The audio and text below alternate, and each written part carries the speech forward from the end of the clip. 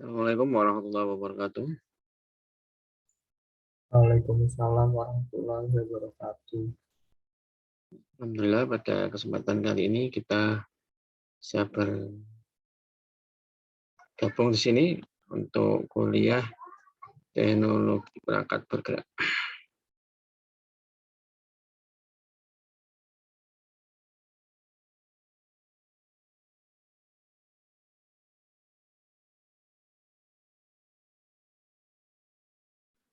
Oke, kita awali dengan baca basmalah. Bismillahirrahmanirrahim.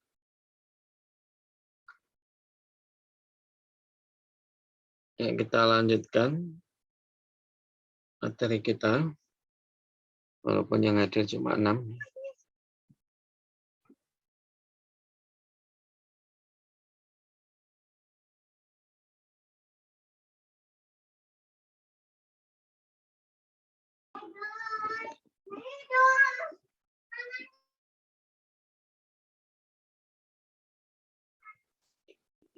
Nah, kita akan membahas tentang proses pengembangan aplikasi mobile. Jadi walaupun sebenarnya untuk pengembangan aplikasi itu bisa menggunakan metode pengembangan aplikasi yang sudah ada, seperti yang Anda pelajari di pengembangan perangkat lunak atau software engineering di mata kuliah itu ada pengembangan aplikasi ya. Untuk aplikasi web, nah itu sebenarnya bisa juga digunakan untuk pengembangan aplikasi mobile. Cuma ada beberapa ini lebih detailnya atau lebih spesifik lagi untuk pengembangan aplikasi mobile. Caranya atau metodenya. Nah, ini yang saya ambil dari infonto.com. Walaupun secara umum hampir sama ya untuk pengembangan aplikasi mobile. Yaitu ada untuk menentukan strategic goals-nya atau tujuannya. Tujuan utamanya untuk apa? Atau tujuan strategisnya.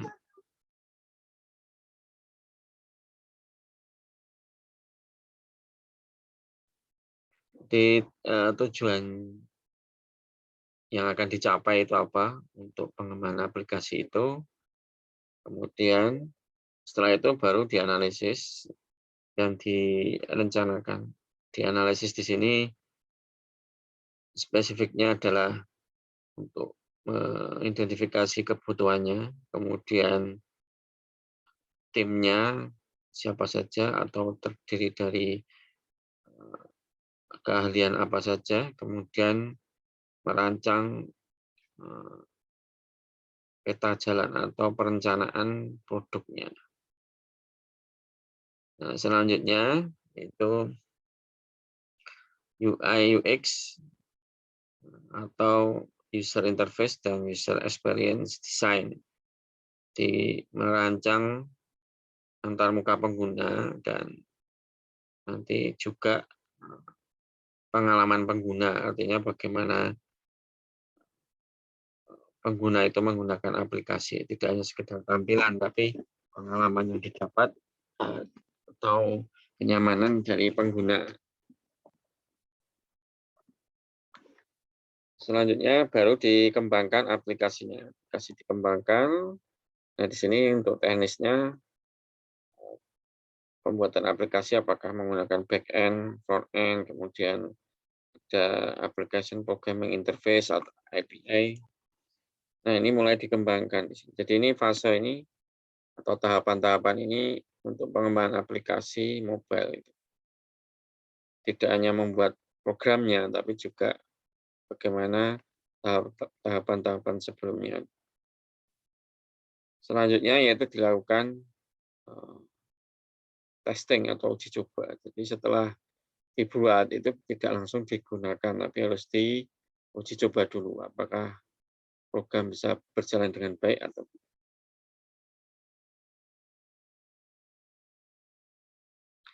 Selanjutnya setelah di testing sudah oke, maka tahapnya adalah diluncurkan atau di publish itu ya, atau di launching.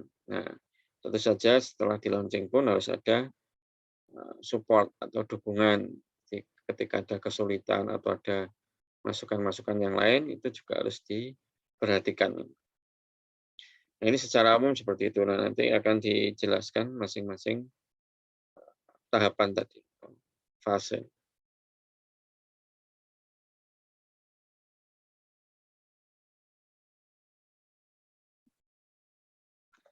Nah, untuk aplikasi mobile atau seluler ini, yang pertama itu menentukan strategi untuk mengembangkan ide agar menjadi aplikasi yang sukses. Jadi, karena mobile ini kan apa ya, aplikasinya kadang apa ya, persaingannya banyak itu. Sudah banyak aplikasi mobile yang dibuat, maka untuk atau jangan-jangan aplikasi ini tidak dibutuhkan. Artinya sudah bisa diselesaikan dengan aplikasi yang lain. Maka harus ada menentukan strateginya dan idenya. Misalnya untuk aplikasi apa, jualan. Nah, jualan kan sudah banyak ini. Nah, berarti kan tidak hanya sekedar membuat aplikasi, tapi harus ditentukan strateginya, kemudian idenya. Mungkin idenya bagus, tapi ternyata sudah ada yang menggunakan atau susah diimplementasikan.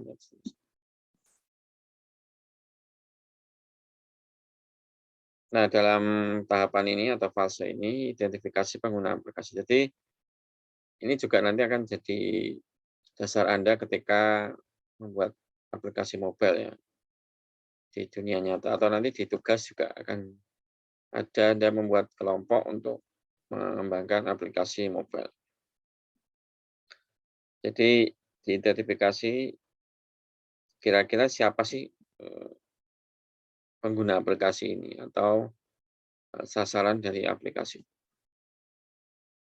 Kemudian dilakukan aplikasi atau solusi yang sudah ada. Jadi gini, kan identifikasinya itu pengguna termasuk ini untuk keperluan apa ya. Misalnya sudah ada ide untuk membuat aplikasi misalnya pertemanan atau aplikasi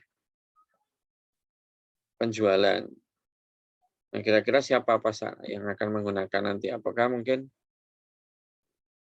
penggunanya UMKM atau mungkin pedagang dari atau malah penggunanya mahasiswa dan seterusnya, itu perlu diidentifikasi. Kemudian harus dicari juga aplikasi atau solusi yang sudah ada. Ini kaitannya dengan penyelesaian masalah tadi. Jangan-jangan sudah bisa menggunakan aplikasi yang sudah ada. Kemudian baru tujuannya tadi apa ya dan sasarannya. Artinya pengguna mahasiswa untuk penjualan. Nah, yang lebih spesifik lagi apa tujuannya?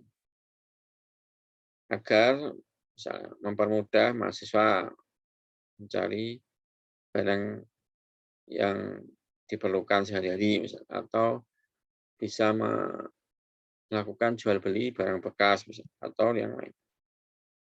Atau bisa mencari peminjaman motor atau mencari kos walaupun sudah banyak, tapi makanya harus diidentifikasi. Kemudian baru dipilih platform.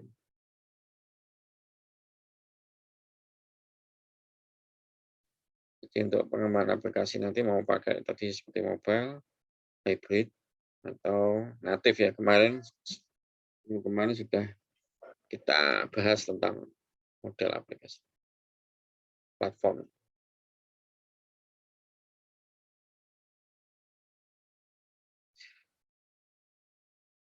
Jadi pada tahap ini idenya sudah ada. Jadi mungkin Anda punya ide, tapi kan harus dibentuk dalam suatu aplikasi. Nah, pada tahapan ini sudah mulai idenya itu terbentuk dan nanti akan dipecah-pecah atau breakdown menjadi proyek sebenarnya. Artinya ini akan menjadi aplikasi yang bisa digunakan.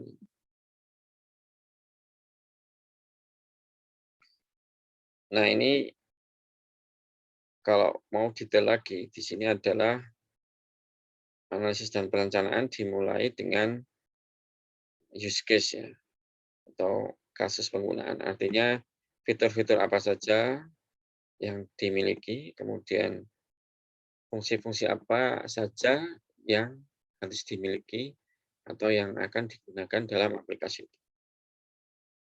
Misalnya kalau penjualan berarti harus bisa memilih barang, atau yang pertama misalnya login ya, jelas ya login, dan bisa menyimpan profil, dan bisa melakukan transaksi, bisa melakukan pemesanan, dan jadi itu harus dirinci ya analisisnya.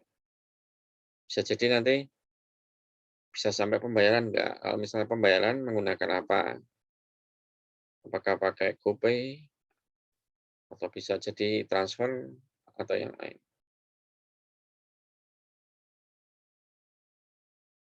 Nah, kemudian baru disusun roadmap nih, atau peta jalan itu apa ya? Artinya langkah-langkah yang atau setiap tujuan-tujuan yang akan dicapai dalam pengembangan aplikasi. Artinya tujuan akhirnya apa? Nah, itu ada tahapan-tahapan. Nah, tiap tahapan itu ada skala prioritasnya. Jadi kalau ini misalnya ini harus dikerjakan ini dulu, setelah itu ini. Itu sudah jelas roadmap-nya atau peta jalan. Artinya setelah ini kemana, setelah ini ke sini, ke sini. Kemudian direncanakan juga. Ini kan bisa jadi dikerjakan tim.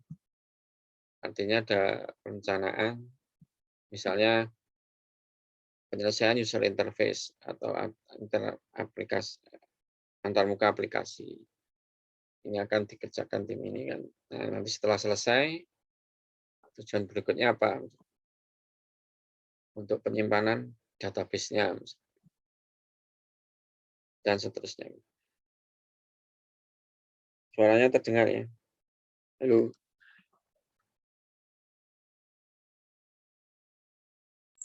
Dengar, Pak. Ya, oke.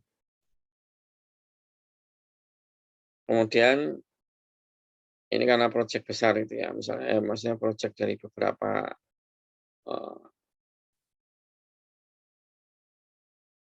programmer atau beberapa orang yang terlibat, sehingga perlu dianalisis kebutuhannya. Misalnya yang dibutuhkan keahlian apa? Keahlian desain, keahlian pengembangan aplikasi, kemudian misalnya mau menggunakan apa, Android, iOS, atau platform yang lain. Misalnya, oh cukup web saja. Nah, setelah semuanya matang itu perencanaan, nah, ini juga tentu saja dikomunikasikan dengan pengguna, atau kita kalau pengguna umum, kita bisa melakukan survei ya, atau kuesioner. Kebutuhannya sebenarnya apa sih? Kalau misalnya itu perusahaan, ya kita tinggal diskusi dengan perusahaan itu untuk menentukan kebutuhannya tadi. Di bagian analisis dan perencanaan. Nah, selanjutnya yaitu UI UX design. Jadi setelah mendapatkan kebutuhannya tadi, mau mulai merancang tampilan antarmuka dan penggunaannya. Jadi tujuannya adalah untuk memberikan pengalaman pengguna yang bagus itu ya. Artinya pengalaman pengguna itu user experience, artinya pengalamannya ketika menggunakan itu apakah nyaman, apa susah atau ribet, atau bisa jadi mudah digunakan. Jadi tidak hanya sekedar tampilan, tapi misalnya cara penggunaannya itu juga apakah rumit atau tidak, atau mudah atau susah. Misalnya untuk melakukan satu fungsi saja, kita harus ribet beberapa langkah, atau ternyata nyari tombolnya nggak ketemu-ketemu, atau susah cara navigasinya, ya. Perpindahannya itu tidak mulus, ya, artinya harus melalui beberapa tahapan. Nah, keberhasilan aplikasi mobile itu ditentukan berdasarkan seberapa baik pengguna mengadopsi. Jadi artinya ketika menggunakan aplikasi itu kan tentu saja berkaitan dengan fiturnya. Ketika menggunakan fitur itu dia apakah bisa digunakan dengan baik atau mungkin ada kesalahan atau tidak nyaman dan seterusnya. Jadi terkait dengan bagaimana pengguna nanti memanfaatkan fitur-fitur yang ada dalam aplikasi. Ini sebenarnya ada mata kuliah sendiri, ya, misalnya di rancangan antarmuka pengguna atau PAP itu dibahas sendiri.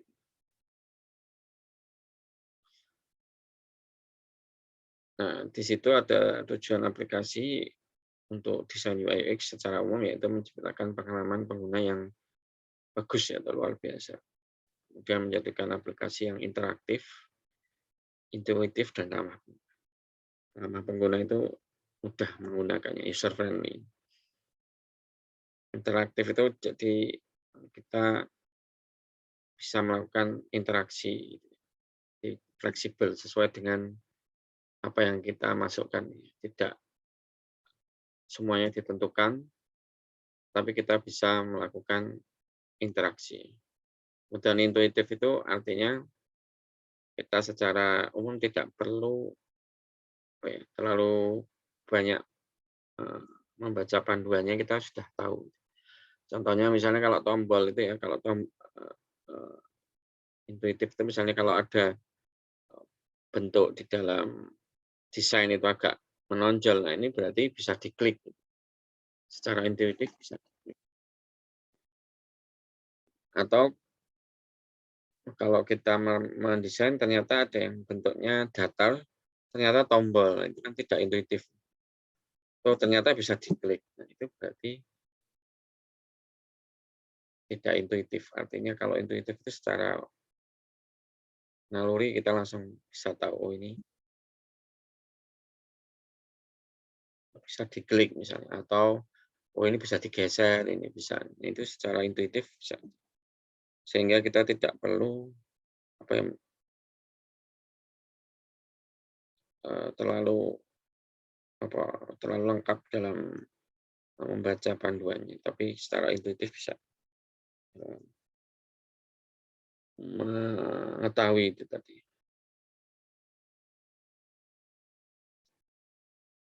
Nah, sehingga artinya aplikasi harus memiliki pengembangan yang intuitif agar pengguna aplikasi tetap tertarik. Artinya ketika kita menggunakan aplikasi itu nyaman, ya, jadi karena terbiasa dan mudah digunakan sehingga kita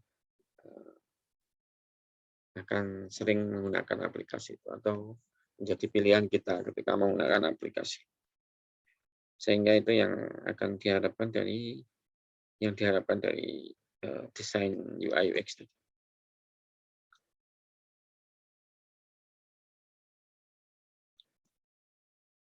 Ya, untuk melakukan desain itu secara umum yang pertama yaitu ditentukan dulu arsitektur informasi dan alur kerja.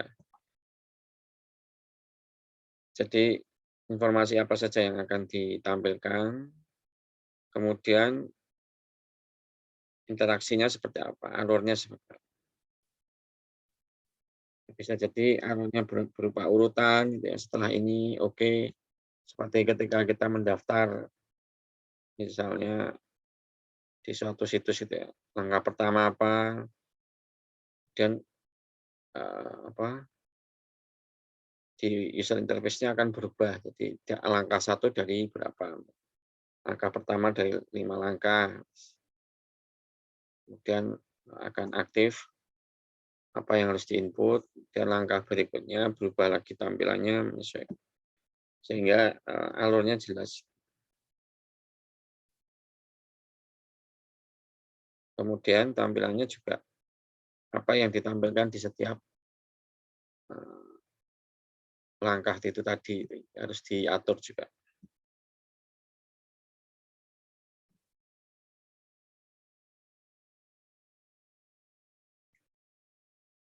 Kemudian dibuat gambar kerangka atau wireframe. Wireframe itu jadi kayak sketsa ini.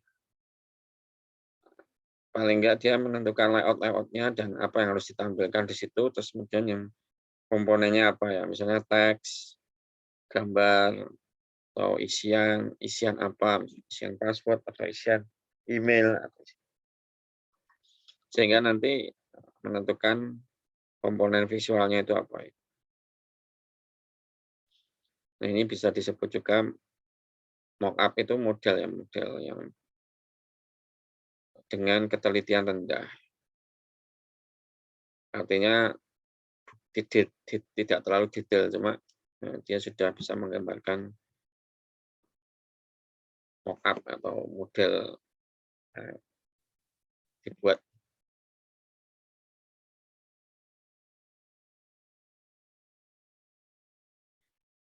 Nah, jadi pada wireframe ini fokusnya pada layout tadi, aja estetika, kemudian bukan pada warna dan style.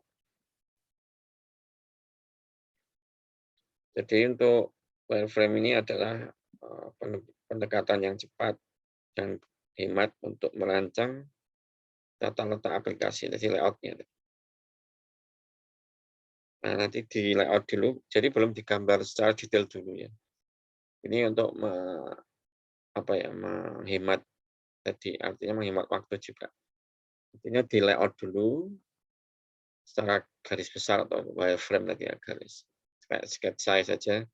Kira-kira tampilannya gini, isinya apa saja. Misalnya ketika diklik ini, misalnya halaman login itu jelas ya, mesti isinya ada username, password.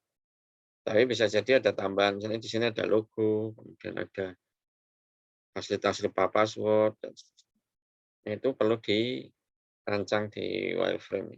Tapi belum detailnya. Warnanya apa, bentuknya seperti apa, belum. Hanya komponen apa saja yang ada di situ. Kemudian layout-nya, misalnya di bawah, di tengah, atau di samping.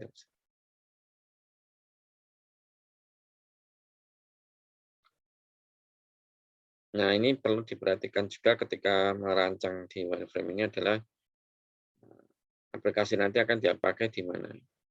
Apakah yang layarnya besar seperti iPad atau tablet, atau bisa jadi di perangkat yang HP yang biasa, atau menggunakan yang bisa menyesuaikan dua-duanya.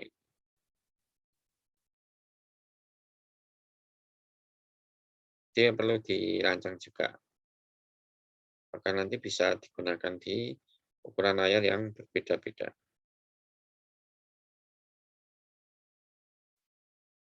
Yang perlu diperhatikan yaitu panduan style atau style guide. Di sini istilahnya pakai bahasa Inggris ya, dokumen hidup atau living, di mana standar desain aplikasi, aturan branding perusahaan, ikon navigasi didokumentasikan. Artinya stylenya font dan teks warnanya, kemudian skema warnanya, kemudian itu mencerminkan dari aplikasi atau perusahaan yang memiliki aplikasi. Contohnya kalau saya tanya, kalau misalnya IG itu warnanya apa? Instagram.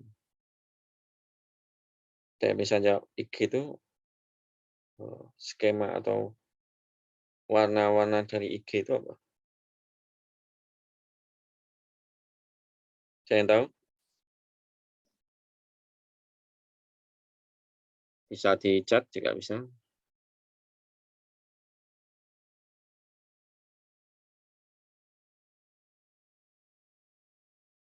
Halo? Suara saya dengar ya? Ada, Pak. Ya, Terdengar, Pak. ya Ada, Pak. apa? Warna IG itu apa? Kalau kita nyebutkan aplikasi IG, menurut Anda warna yang dominan apa?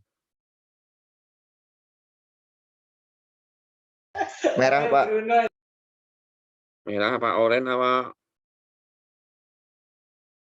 merah? Merah. Kalau ya mungkin lebih dominan merah. Kalau Anda lihat itu kan dia ada hurufnya juga ya, hurufnya kan khas ya. Ketika Anda lihat huruf Instagram kan agak Latin. Jadi ketika lihat huruf itu pasti, oh ini Instagram, ini punyanya Instagram atau IG. Kalau FB atau Facebook, apa warnanya?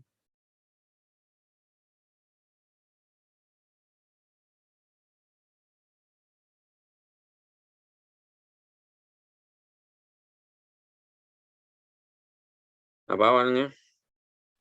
Biru, Pak. Ya biru, gampang. Maksudnya gini, dia akan membranding atau mengemasnya itu pasti cenderung semuanya biru. Dia. Dan gayanya, hurufnya dan sebagainya itu mereka sudah punya sendiri. Artinya ketika membuat aplikasi ya mesti akan mengikuti itu. Gayanya seperti gayanya Google ya akan seperti itu. Ketika kita menggunakan aplikasi email, aplikasi Google Meet dan seterusnya itu hampir sama gaya atau stylenya.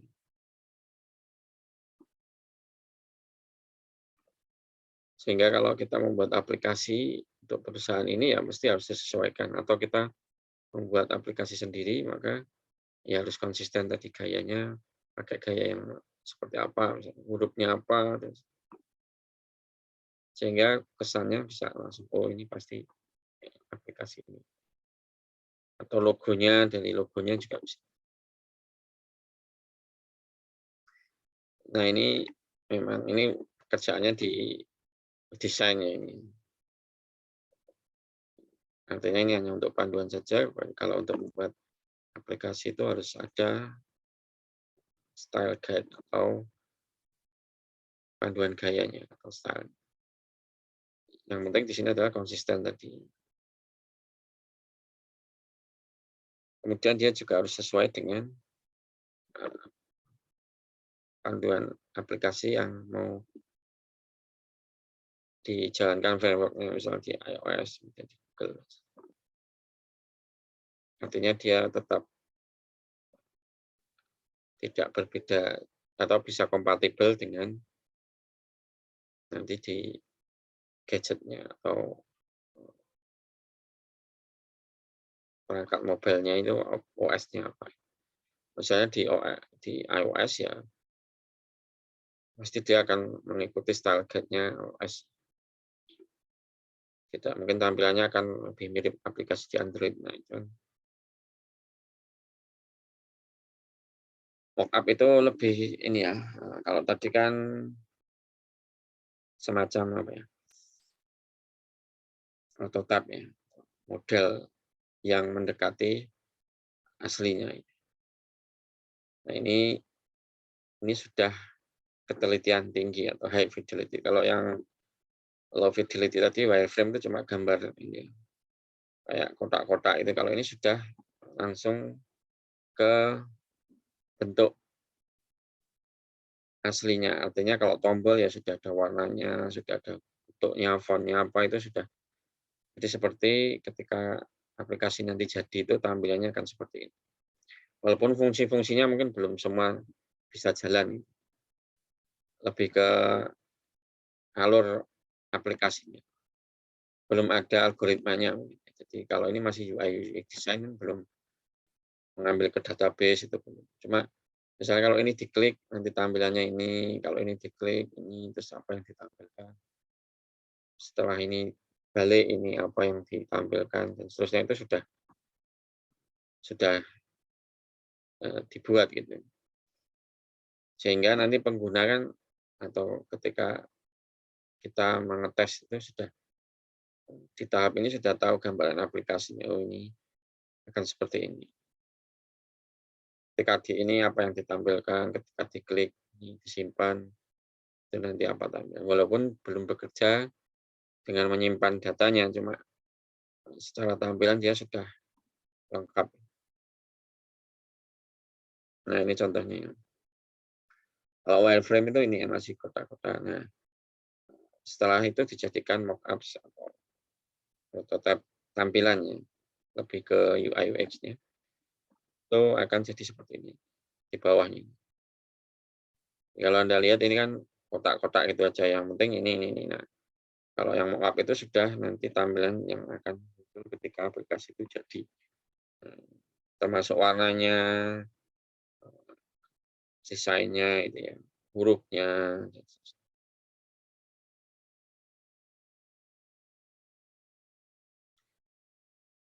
Nah, kemudian setelah itu dibuat prototipenya tadi ya, high fidelity tadi, kemudian sudah dilengkapi dengan tadi misalnya diklik ke sana, kemudian ada muncul pesan ketika diklik dan seterusnya. Itu klik through ya. Jadi kalau sudah diklik apa yang dijalankan, dia sudah bereaksi dengan interaksi dengan pengguna. Misalnya ketika menginput apa yang dilakukan. Nah, ini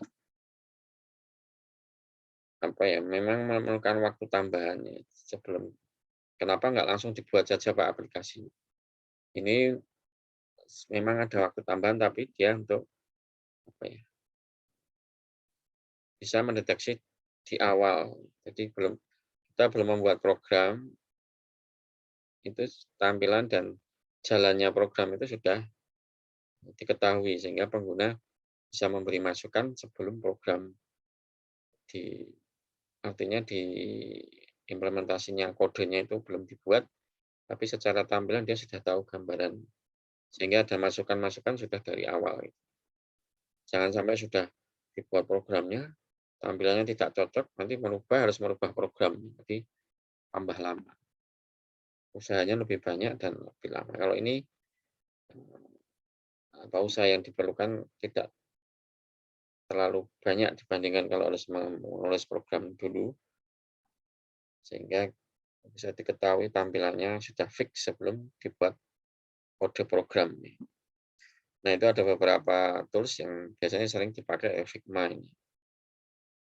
Atau Just in Mind, Just in Mind atau Figma. Mungkin nanti di mata kuliah, kalau yang sudah ngambil perancangan antarmuka pengguna mungkin sudah kenal. Nah, kalau di sini khusus untuk mobile itu. Ini tadi yang saya sampaikan bahwa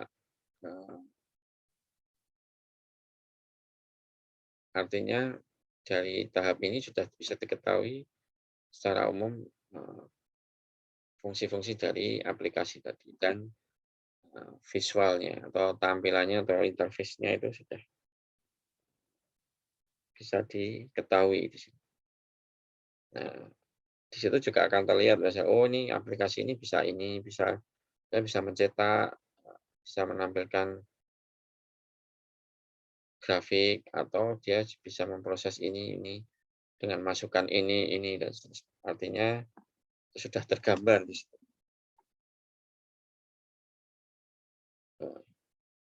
Oke, mungkin untuk ini ada dua sebenarnya, ada selanjutnya itu tahapan selanjutnya. Jadi setelah UI UX kan membuat kode program. Mungkin sekalian saja.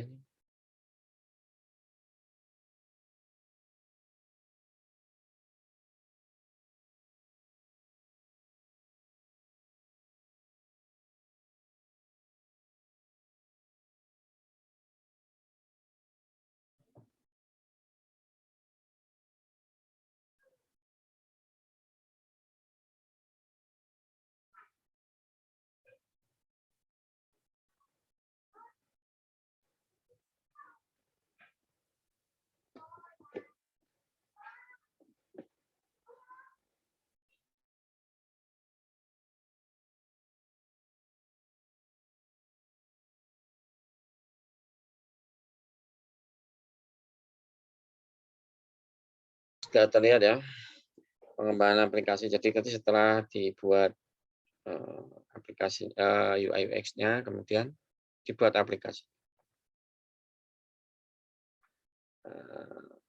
Artinya di sini harus ada dirancang juga. Tadi ya sudah analisisnya, desainnya, kemudian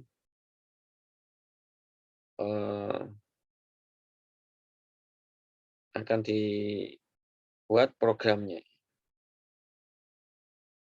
Nah, di sini ada beberapa tahapan ya. Jadi menentukan arsitektur teknis itu nanti database-nya nanti pakai apa, kemudian programnya pakai apa, kemudian bisa jadi ini modelnya ada back end, front end, atau nanti tampilannya menggunakan framework apa, dan kemudian memilih teknologinya apa tadi, dan jadwal atau tahapan milestone pengembangan, artinya mau dibuat dalam berapa bulan, tahap pertama apa yang dibuat, dan seterusnya.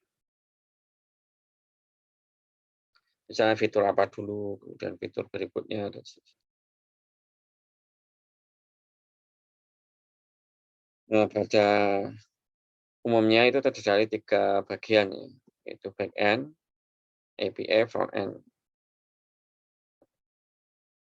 Artinya back end sendiri itu berkomunikasi front end itu bisa menggunakan API-nya, Application Programming Interface. Jadi seperti yang saya sampaikan kemarin, ada back end itu teknologi yang ada di servernya, kemudian front end ada di servernya. Itu bisa menggunakan, bisa jadi back end-nya tidak hanya satu, tapi ada beberapa. Jadi misalnya aplikasi akademik gitu ya, mobile, portal akademik Wadi. Nah, dia ada back end-nya. Back end-nya misalnya servernya akademik, bisa jadi nanti servernya keuangan, dan servernya SDM atau kepegawaian untuk dosen-dosen. Sehingga masing-masing itu back end, tapi masing-masing punya API atau Application Programming Interface, atau fungsi-fungsi yang bisa diakses. Sehingga nanti front end dari aplikasi portal itu tinggal memanggil API untuk akademik, API untuk keuangan, API untuk API untuk kepegawaian. Biasanya seperti itu. Kalau di bank juga ya ada aplikasi back-end-nya. Saya back-end-nya satu, banking-nya itu, core banking atau banking sistem utamanya. Nah, dia ada API untuk ATM misalnya. ATM kan ada sendiri nanti. Kemudian ada lagi yang untuk mobile banking. Dan ada yang untuk internet banking.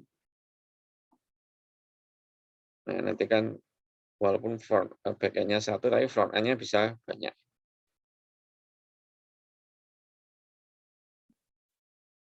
Ya, tadi yang biasa saya sampaikan bisa jadi biasanya untuk database, kemudian fungsi-fungsi utama aplikasi itu ada di back end atau server. Kemudian itu tadi API itu untuk modul komunikasi antar aplikasi antara front end dengan back end tadi. Nah, biasanya untuk mobile-nya inilah yang kembangkan untuk spesifik ke perangkat yang mana. Atau dia terpisah dengan back end. Tapi dia mengakses ke back end. Nah, untuk arsitektur ini sebenarnya umum digunakan. Artinya sekarang kan modelnya ada satu back end, tapi bisa diakses beberapa perangkat itu ya, atau beberapa front end. Seperti tadi banking bisa internet banking, ATM, mobile banking, mungkin yang lain lagi. Bisa jadi perusahaan, kerjasama dengan perusahaan itu ada lagi interface-nya.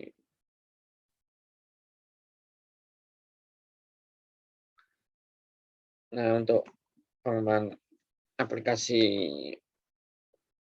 mobile ini ya memang kita harus memilih teknologi yang digunakan. Karena perangkat mobile ini juga berubah sangat cepat. Artinya kalau kita cara pengembangannya lambat ya nanti bisa tertinggal atau apa ya, tidak sesuai jadwal. Sehingga perlu diatur atau pengembangannya perlu dibuat skala prioritas dan juga pembagian sumber dayanya. Itu termasuk teknologi pemilihan teknologinya. Jadi bisa jadi kita menggunakan tools-tools sehingga untuk mempercepat pengembangan aplikasi.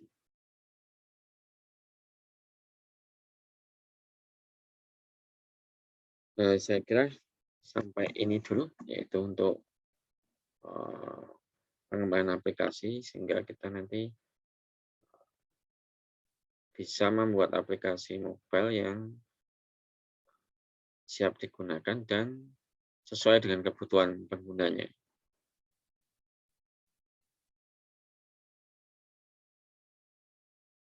Ada yang ditanyakan?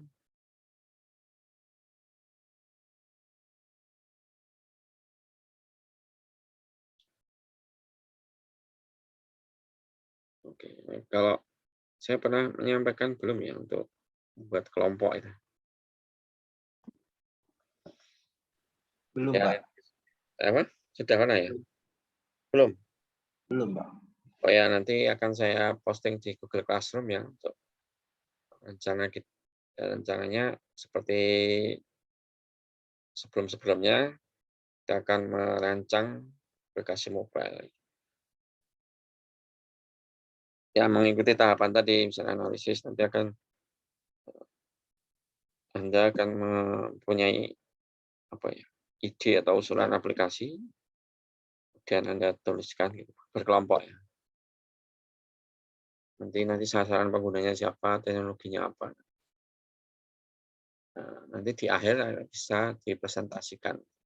Bisa jadi sampai prototipe, bisa jadi bisa sampai selesai. Untuk minggu depan masih ada kuliah atau sudah libur ya? Ada yang tahu? Jadwalnya saya belum cek. Sudah libur, Pak. Tanggal berapa libur?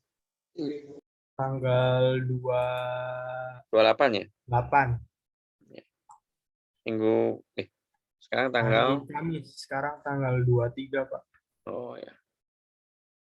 Oke, berarti ketemu setelah Lebaran ya? Iya, Pak.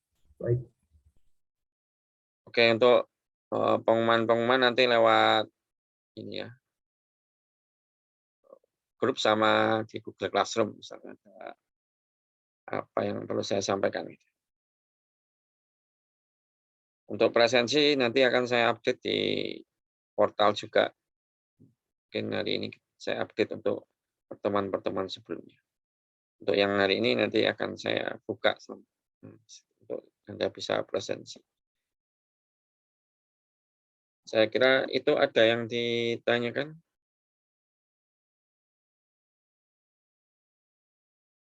Ini yang ikut pasti cuma 8 gitu, ada ya.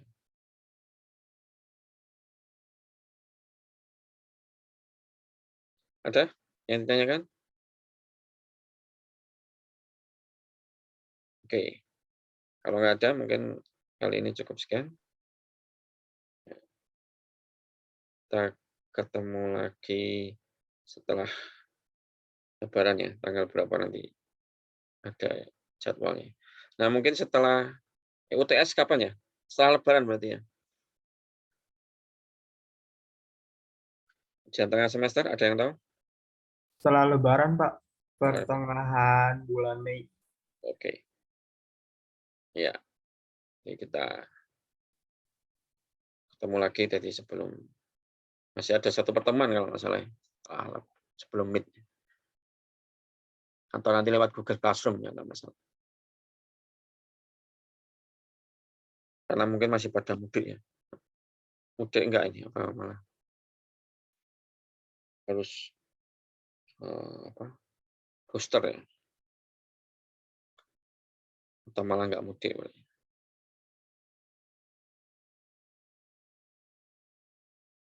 Oke. Saya kira cukup sekian. Kita ketemu lagi setelah Lebaran. Selamat Lebaran. Selamat mudik yang mudik. Terima kasih. Kita tutup dengan baca hamdalah. Alhamdulillah. Assalamualaikum warahmatullahi wabarakatuh. Waalaikumsalam. Waalaikumsalam. Waalaikumsalam.